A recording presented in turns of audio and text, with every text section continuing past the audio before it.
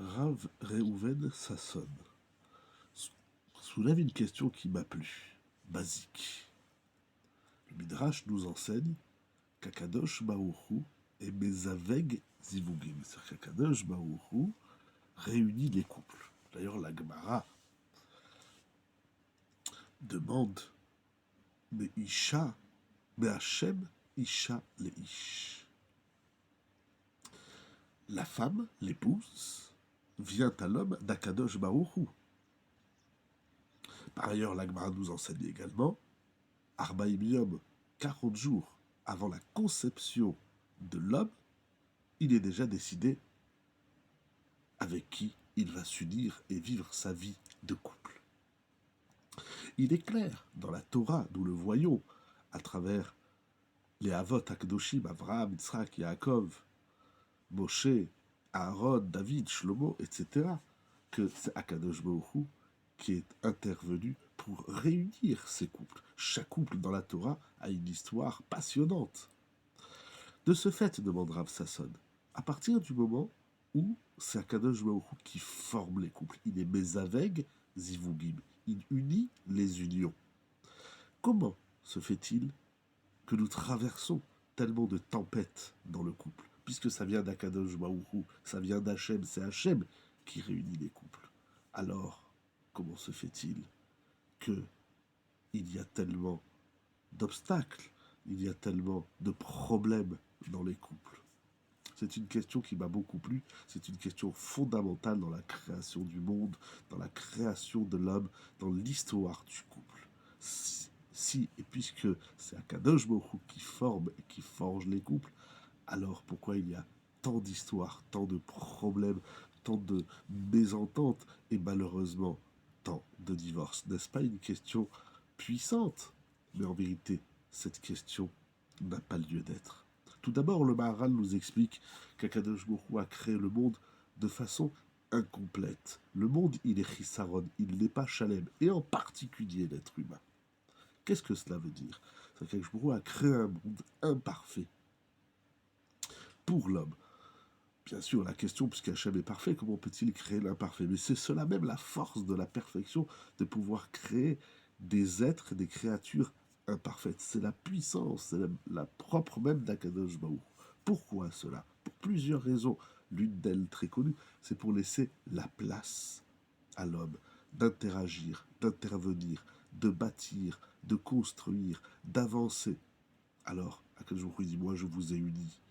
C'est à vous maintenant d'entretenir cette union, de bâtir cette union, de bâtir ce couple. N'oublions pas un point fondamental, nous dit Rav Sasson. L'union du couple ne se fait bien évidemment pas seulement au niveau du corps et du physique, puisque c'est Akadosh Baruch Hu, et parce que c'est Akadosh Baruch Hu qui unit les unions, qui unit les couples, alors nous devons retrouver ce, entre guillemets, Akadosh Baruch Hu dans notre couple. D'ailleurs, l'Agma nous dit Ishveisha Shezahu, Shechina Benehem.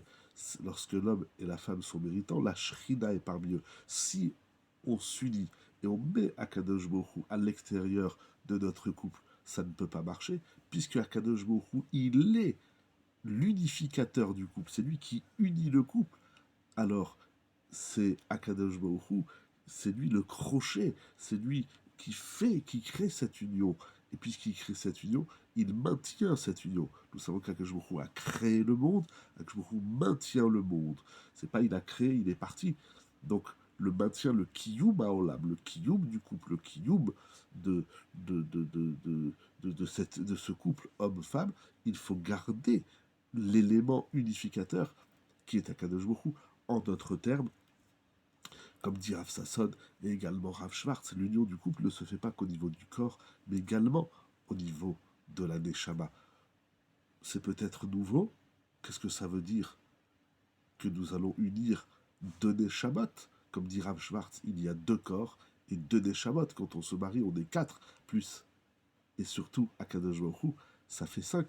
Si on cherche l'union uniquement corporelle, physique, ça ne peut pas marcher. On est tellement différents, tellement à l'opposé.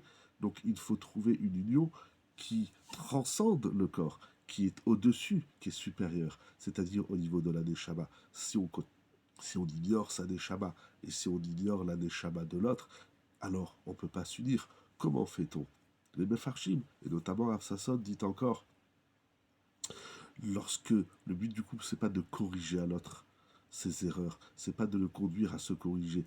Le but du couple, c'est de devenir meilleur, c'est de développer cette neshama qui nous habite. Et lorsqu'on développe la neshama qui nous habite, on ne peut qu'inviter l'autre à son tour à en faire autant. Alors j'aime bien la question, oui, mais lorsque dans le couple, il n'y en a qu'un seul qui fait le travail. Quelle question fondamentale, mais en même temps, quelle question un petit peu sotte. C'est pas parce que l'autre est tordu que je vais être tordu. Moi, je dois faire ce que j'ai à faire.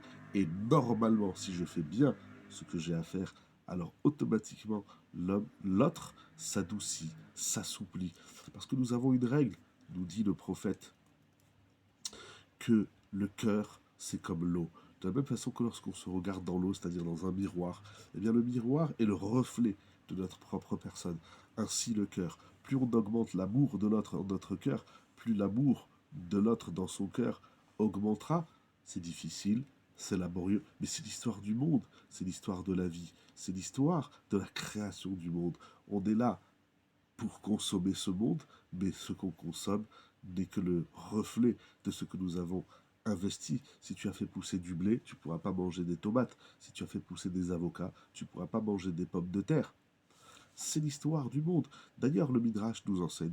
Tornos Rufus Haracha, le Romain, a demandé à Rabbi Akiva, le monde qu'Akadosh Baruch Hu a créé n'est-il pas parfait? Puisqu'il est parfait, alors pourquoi vous faites la circoncision, la brit mila, cette mitzvah qui dérange les peuples, qui dérange les goïms sans cesse, qui va nous empêcher de faire la brit mila, parce qu'il voit dans l'être humain un être parfait. Ah, si c'est ça la perfection, Ishtabar chez vous.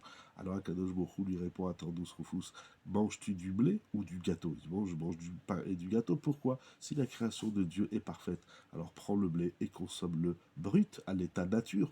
Pourquoi tu le travailles, tu le mous et tu en fais de la pâte et du pain? Tu vois bien que pour consommer ce monde, pour Akadosh Baruch Hu nous a offert un monde qui est plein de bonté, plein de générosité divine. Mais ce que tu consommes n'est rien d'autre que le produit de ton investissement. Face à Akadosh Baruch Hu, que le shalom règne dans les couples. Mais pour que le shalom règne, il faut que nous comprenions que c'est Akadosh Baruch Hu qui crée ce couple, qui les met avec. C'est un présent. C'est pas que Baruch Hu, il l'a uni les couples. Akadosh Baruch Hu, il unit. C'est un présent. Cette union permanente dans laquelle nous devons tant investir, avec tellement de midotes. Mais c'est pas très compliqué, parce que comme nous dit Ravolbé, lorsqu'il y a de l'amour, on ne voit plus les erreurs. Si tu vois l'erreur, le problème chez l'autre, c'est que tu l'aimes moins. Plus on aime, moins on voit les erreurs et les problèmes. Que l'amour augmente dans les couples afin de retrouver le shalom, Be'ezrat Hashem, chez tout le monde.